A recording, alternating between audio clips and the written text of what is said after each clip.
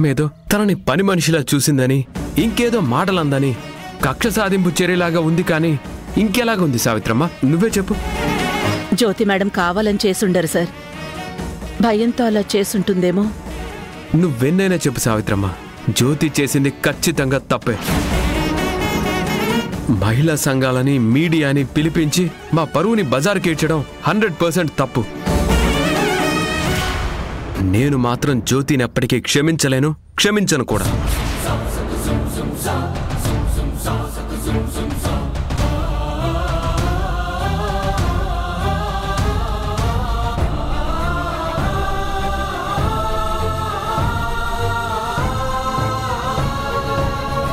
నింద పోగొట్టుకోమని జ్యోతికి పాపం నేనే సలహా ఇచ్చాను.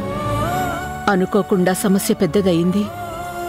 దీంట్లో నుంచి జ్యోతి ఎలా బయటపడుతుందో ఏమో.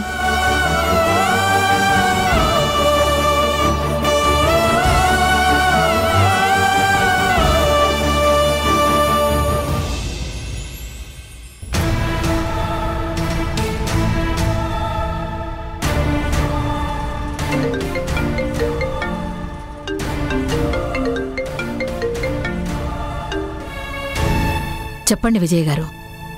ఇప్పుడే టీవీలో చూస్తున్నాను మాధవి గారు. ఇన్నాళ్ళు ఆ అమ్మాయి మీ ఇంట్లో పని మనిషి అనుకున్నాను. కోడలంట కదండి, ఇంటి ముందు ధర్నా చేస్తుంది. ఏం చేద్దాం అనుకుంటున్నారు? ఏదో ఒకటి చేస్తాను. నాకు కొంచెం వేరే పనుంది విజయ్ గారు, నేను మళ్ళీ మాట్లాడతాను.